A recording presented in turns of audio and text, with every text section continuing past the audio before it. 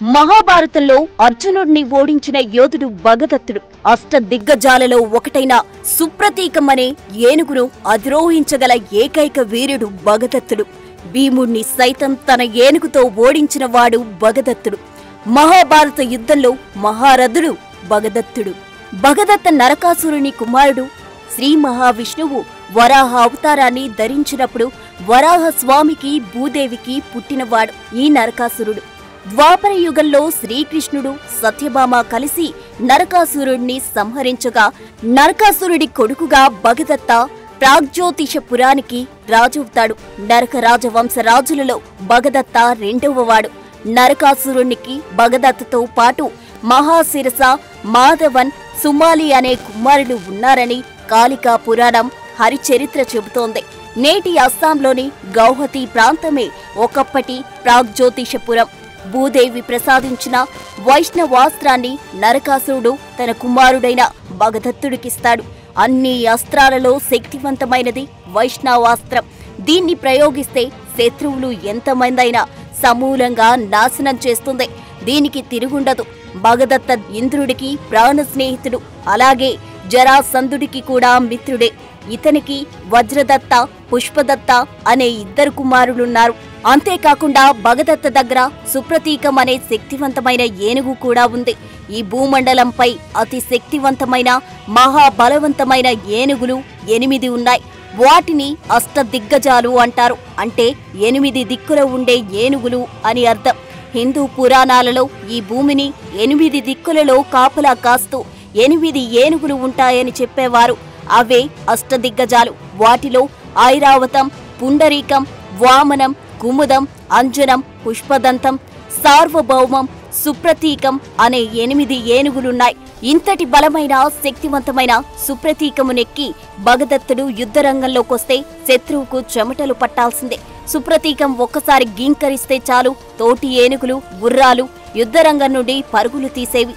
దాదాపుగా 25 అడుగుల ఎత్తు, 40 అడుగుల పొడవుతో అతి బలంగా చిన్న సైజు కొండ మాదిరిగా సుప్రతీకం ఉంటుంది.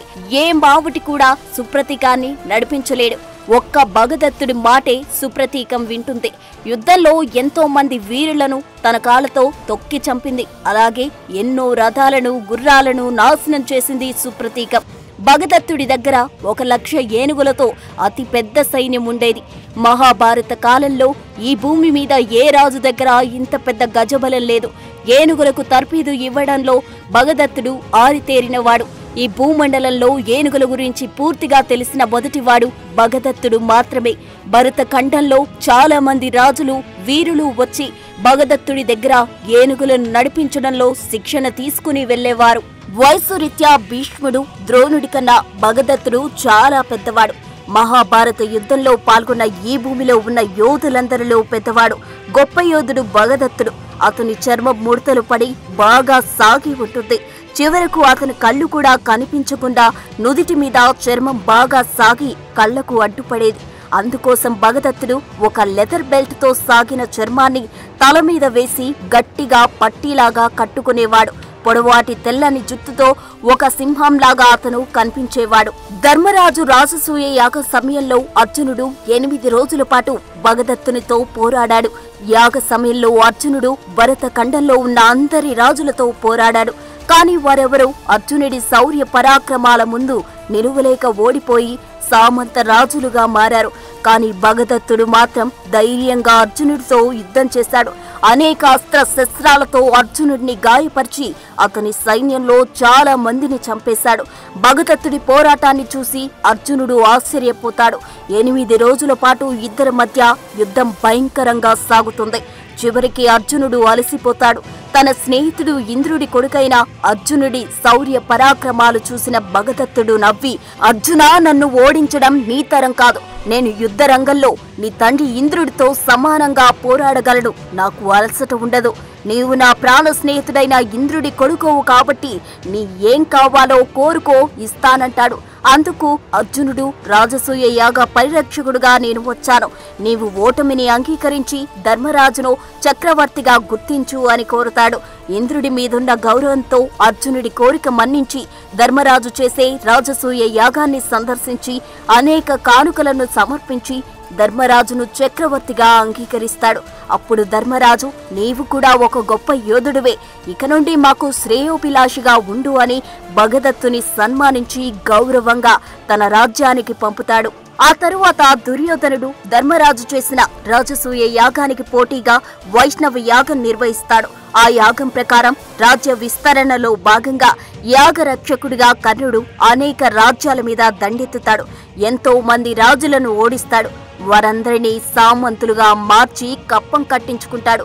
అలా హిమాలయాల వైపు వెళ్లి అక్కడున్న రాజులందరినీ ఓడించి చివరకు ప్రాగ్యోతిష రాజ్యానికి చేరి భగదత్తతో యుద్ధం చేస్తాడు. కర్ణుడికి భగదత్తుడికి హోరాహోరీగా యుద్ధం జరుగుతుంది. ఈ భూమండలంలో గొప్ప విలుకాడైన అర్జునుడిని ఓడించిన తనకు కర్ణుడు ఒక లెక్క అంటూ యుద్ధరంగంలోకి దిగిన భగదత్తునికి ఆ తరువాత గాని తత్వం బోధపడలేదు. అసమాన శౌర్య పరాక్రమవంతుడైన కర్ణుడి దాటికి తట్టుకోలేకపోతాడు. అస్త్ర శస్త్ర ప్రయోగాలలో కర్ణుడు నేర్పు చూసి ఆశ్చర్యపోతాడు. కర్ణుడు సామాన్యుడు కాదు, అర్జునుడినే మించిన గొప్ప యోధుడని అనుకుని తన ఓటమిని అంగీకరించి దుర్యోధనుడికి సామంతరాజుగా ఉండటానికి అంగీకరించి పెద్ద ఎత్తున ధనాన్ని సైన్యాన్ని కర్ణుడికిస్తాడు. ఆ తరువాత మహాభారత యుద్ధం జరగబోతుందని తెలిసినప్పుడు భగదత్తుడు ఒక అక్షౌహిణి సైన్యంతో పెద్ద ఎత్తున గజబలంతో కౌరవుల పక్షాన చేరుతాడు. పాండవులు తనకు దగ్గరవారైన అర్జునుడు తన స్నేహితుడు ఇంద్రుడి కొడుకైన తన తండ్రి నరకాసురుణ్ణి చంపిన శ్రీకృష్ణుడు పాండవుల పక్షాన ఉండడంతో కృష్ణుడి మీద కోపంతో భగదత్తుడు కౌరవుల వైపు నిలుస్తాడు.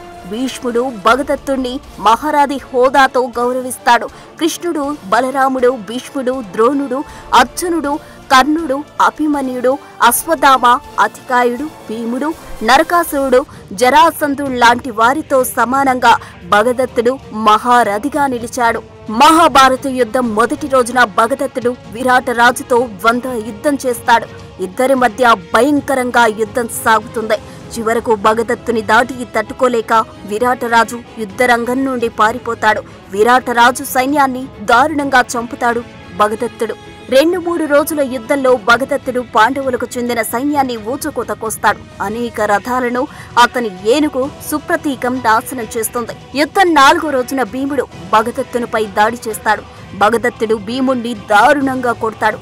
ఆ దెబ్బలు తట్టుకోలేక యుద్ధంలో భీముడు మూర్ఛపోతాడు. తండ్రిని ఆ స్థితిలో చూసిన భీముడి కొడుకు ఘటోత్కచుడు అక్కడి నుండి అదృశ్యమై తన రాక్షస మాయతో ఐరావతం, అంజన, మామనుడు, మహాపద్మ వంటి భయంకర ఏనుగులను సృష్టిస్తాడు. ఆ ఏనుగులు కోపంతో ఒక్కొక్కటి 4 దంతాలతో గొప్ప రాక్షసుడైన ఘటోత్కచుడి శక్తితో ప్రేరేపించబడి భగదత్తుని ఏనుగైన సుప్రతీకంపై నలువైపుల నుండి దాడి చేస్తాయి. దంతాలతో పొడుస్తాయి. ఆ బాధ తట్టుకోలేక సుప్రతీకం భయంకరంగా గర్జిస్తూ యుద్ధరంగంలో పరుగులు తీసింది. ఎన్నో రథాలను, ఎంతో మంది సైనికులను ఇష్టం వచ్చినట్లు తొక్కుతూ యుద్ధరంగం నుండి దూరంగా వెళ్లిపోతుంది. ఘటోత్కచుడు తన రాక్షస మాయతో ఎంతో మంది కౌరవ సైనికులను సంహరిస్తాడు. అతని రాక్షస శక్తిని తట్టుకోలేమని గ్రహించిన కౌరవుల సేనాధిపతి భీష్ముడు రాజులందరినీ ఆ రోజు వెనక్కి రమ్మని కోరుతాడు. చివరికి ఆ రోజు ఘటోత్కచునితో చేసిన పోరాటంలో భగదత్తుడు ఓడిపోయాడు. యుద్ధం 7వ రోజు మరోసారి ఘటోత్కచునికి భగదత్తునికి మధ్య పోరు జరుగుతుంది. ఘటోత్కచుడు భగదత్తుడిపై దాడి చేసి అనేక బాణాలు కురిపించాడు. భగదత్తుడు కూడా అనేక అస్త్ర శస్త్రాలు ఘటోత్కచుని ప్రయోగించి అతన్ని తీవ్రంగా గాయపరుస్తాడు. చివరికి ఘటోత్కచుడు తన శక్తినంతా ప్రయోగించి సుప్రతీక ఏనుగు వైపు మంత్రముగ్ధమైన బంగారు బల్లెం విసురుతాడు. సుప్రతీకం ఆ బల్లెంను తన తొండంతో పట్టుకొని 2 ముక్కలుగా విరిచేస్తుంది. భగదత్తుడు తన గదతో ఘటోత్కచుణ్ణి కొట్టగా ఆ దెబ్బలు తట్టుకోలేక యుద్ధరంగం నుండి పారిపోతాడు ఘటోత్కచుడు. అప్పుడు కృతికుమారుడు రుచిపర్వుడు తన రథంపై ఎక్కి భగదత్తపైకి బాణవర్షం కురిపిస్తూ విధ్వంసకుడిలా ముందుకు సాగాడు. అప్పుడు భగదత్తుడు ఆ బాణాలు తప్పించుకుంటూ శూలంతో రుచిపర్వుణ్ణి పొడిచి చంపేస్తాడు. రుచిపర్వుడు మరణానికి రగిలిపోయిన సుభద్ర కుమారుడు అభిమన్యుడు, సాత్యకి, ఉప పాండవులు, చేకితానుడు, దృష్టకేతు అలాగే యుయుత్సుడు అందరూ కలిసి ఏనుగును బాధించడం ప్రారంభించారు. సుప్రతీకను చంపాలనే కోరికతో ఆ యోధులందరూ పెద్దగా కేకలు వేస్తూ తమ బాణాలు బల్లెంలను సుప్రతీక వైపు విసురుతారు. కురుస్తున్న బాణవర్షాన్ని లెక్క చేయకుండా భగదత్తుడు ఏనుగును ముందుకు పరిగెత్తిస్తూ ఉప పాండవుల రథాలపై దాడి చేసి వాటిని ధ్వంసం చేస్తుంది. ఆ తరువాత యుయుత్సుడి గుర్రాలను తొక్కుతూ రథసారథిని చంపి రథాన్ని నాశనం చేస్తుంది. దాంతో యుయుత్సుడు తన రథాన్ని వదిలి పారిపోతాడు. అలా ఆ రోజు యుద్ధంలో భగదత్తుడు ఎంతో మందిని చంపి ఎన్నో రథాలను నాశనం చేసి పాండవులకు చాలా పెద్ద నష్టం కలిగిస్తాడు. యుద్ధం 8-9 రోజుల్లో దశన్న రాజుతో భగదత్తుడు యుద్ధం చేస్తాడు. అందులో దశన్న రాజుని ఓడిస్తాడు. తరువాత భగదత్తుడు క్షత్రదేవుని చేతులు నరుగుతాడు. భీముడు రథసారథి విశోకుడు భగదత్తుని బాణాలకు స్పృహ తప్పి పడిపోతాడు. భగదత్తుని కుమారుడైన పుష్పదత్తుడు నకుల చేతిలో మరణిస్తాడు. యుద్ధం 12వ రోజు దుర్యోధనుడు భీమునిపై పెద్ద ఏనుగుల సైన్యాన్ని పంపగా భీముడు తన గదతో ఏనుగులన్నిటినీ చంపుతాడు. ఈ వార్త వేగంగా వ్యాపించి భగదత్తకు చేరింది. భగదత్తుడు భీముడిపై తన ఏనుగు సుప్రతీకంతో దాడి చేసి అతన్ని రథాన్ని విరగొట్టి రథసారథిని సుప్రతీక తన పాదాల కింద వేసి చంపుతుంది. భీముడు తన రథం నుండి దూకి తప్పించుకుని ఏనుగు కాళ్ల మధ్య పడిపోయాడు. అతను ఏనుగుపై కత్తితో దాడి చేసి గాయపరిచాడు. కోపోద్రోక్తుడైన భగదత్తుడు తన ఏనుగు సుప్రతీకతో భీముని మెడను తొండంతో గట్టిగా పట్టుకునేలా చేస్తాడు. సుప్రతీక తన కాళ్ళ కింద భీముని వేసి తొక్కాలని ప్రయత్నిస్తుంది. భీముడు సుప్రతీక కాళ్లలో దూరడం వల్ల బయటకు కనిపించడు. దాంతో కౌరవ సైన్యం భీముణ్ణి సుప్రతీక తొక్కి చంపిందని భావించి సంబరాలు చేసుకోవడం ప్రారంభించారు. ధర్మరాజు భీముడు నిజంగానే చనిపోయాడేమోనని బాధపడ్డాడు. చివరకు కోపంతో ఏనుగుల గుంపుతో భగదత్తుని చంపమని దసరా రాజును కోరుతాడు. ఇక సుప్రతీక దసరా ఏనుగుల మధ్య పోరు బీభత్సంగా సాగుతుంది. చివరకు సుప్రతీక దసరా ఏనుగులను పొడిచి చంపుతుంది. అలా ఏనుగులు పెనుగులాటలో ఉండగా సుప్రతీక కాళ్ళ కింద ఉన్న భీముడు సురక్షితంగా బయటపడతాడు. దాంతో పాండవులు ఊపిరి పీల్చుకుంటారు. ఆ తరువాత ద్రోణుడి కోరికపై భగదత్తుడు ధర్మరాజును బంధించాలని దగ్గరకు వెళ్లి అనేక బాణాలు ప్రయోగిస్తాడు. తన ఏనుగుతో పాండవుల సైన్యాన్ని దారుణంగా చంపుతాడు. అప్పుడు కృష్ణార్జునులు అక్కడికి చేరుకుని ధర్మరాజుని రక్షిస్తారు.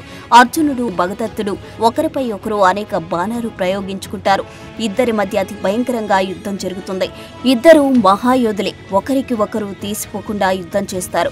భగదత్తుడు తన ఏనుగుతో అర్జునుడిని చంపడానికి ప్రయత్నించాడు, కానీ విఫలమయ్యాడు. అర్జునుడు భగదత్తుడి ధనస్సును అతడు విసిరిన ఈటలన్నిటినీ విరిచేస్తాడు. ఏనుగు ఆసనంపై ఉన్న ధ్వజారోహణాన్ని అర్జునుడు ధ్వంసం చేస్తాడు. దాంతో కోపగించుకున్న భగదత్తుడు అర్జునుడిని చంపడానికి వైష్ణవాస్త్రం అనే దివ్యాస్త్రాన్ని ప్రయోగిస్తాడు. అయితే దానికి శ్రీకృష్ణుడు అడ్డం వస్తాడు. ఆ వైష్ణవాస్త్రం శ్రీకృష్ణుడి మెడలో దండలా మారిపోతుంది. అలా నరకాసురుడికి భూదేవి ఇచ్చిన వైష్ణవాస్త్రం తిరిగి విష్ణుమూర్తికి చేరుతుంది. శ్రీకృష్ణుడి సూచనతో అర్జునుడు భగదత్తుడు తలకట్టుకున్న తోలుబెల్టును బాణంతో తింపుతాడు. అప్పుడు భగదత్తుడు సాగిన శరీర చర్మం కళ్లకు అడ్డుగా పడుతుంది. ముందున్నది కనిపించక తన ఏనుగును ఎటు నడపాలో తెలియక అవస్థలు పడతాడు భగదత్తుడు. అప్పుడు అర్జునుడు ఒక దివ్యాస్త్రాన్ని ఏనుగు సుప్రతీకంపై ప్రయోగిస్తాడు. ఆ బాణం పర్వతానికి ఎదురుగా వెళ్లిన వజ్రంలా ఏనుగును తాగుతుంది. చెదపురుగుల పుట్టలోకి పాము ప్రవేశించినట్లు ఆ దివ్యాస్త్రం ఏనుగు తల నుండి పొట్టలోకి వెళ్లి దాని అవయవాలు చింద్ర చేస్తుంది. అది కింద పడి తన దంతాలతో నేలను తాకుతుంది. ఒక పెద్ద కొండ నేలను ఢీకొట్టినట్లు నేలపై పడుతుంది. ఆ ఏనుగు కింద పడి చాలా మంది సైనికులు మరణిస్తారు. పెద్ద బాధతో గర్జించి తన ప్రాణాలు విడిచిపెడుతుంది సుప్రతీక. అలా ఈ భూమండలంలో అతి బలిష్టమైన ఏనుగు సుప్రతీక అర్జునుడి దివ్యాస్త్రానికి చనిపోతుంది. సుప్రతీక చావుతో కోపోద్రిక్తుడైన భగదత్త ఒక పెద్ద బల్లెం తీసుకుని అర్జునుడి మీదకు ఉరికి వస్తాడు. అయితే మరొక దివ్యాస్త్రాన్ని భగదత్తపై ప్రయోగిస్తాడు అర్జునుడు. అది భగదత్త గుండెలను చీల్చుకుంటూ వెళ్తుంది. బాధతో విలువిలడాడుతూ నేలపై పడి మరణిస్తాడు భగదత్తుడు. అలా ఒక గొప్ప వీరుడు నేల కొరిగాడు. అర్జునుడు తన రథం దిగి చనిపోయిన భగదత్తునికి నమస్కరించి అతని చుట్టూ ప్రదక్షిణలు చేస్తాడు. గొప్ప యోధుడు తన తండ్రి ఇంద్రుడికి స్నేహితుడైన భగదత్తునికి ఆ విధంగా అంజలి ఘటిస్తాడు. ఇక్కడ విధి విచిత్రం ఏంటంటే భగదత్త తండ్రి నరకాసురుడు కృష్ణుడి ఆధ్వర్యంలో సత్యభామ చేతిలో మరణిస్తే ఇప్పుడు భగదత్త కూడా కృష్ణుడి ఆధ్వర్యంలో అర్జునుడి చేతిలో మరణిస్తాడు. ఇలా తండ్రి కొడుకులిద్దరూ కృష్ణుడి ద్వారానే చంపబడ్డారు. భగదత్త మరణం తరువాత మిగిలిన అతని కుమారుడు వజ్రదత్తుడు ప్రోగ్జ్యోతిష రాజు అయ్యాడు. For more videos like this, subscribe Big TV channel.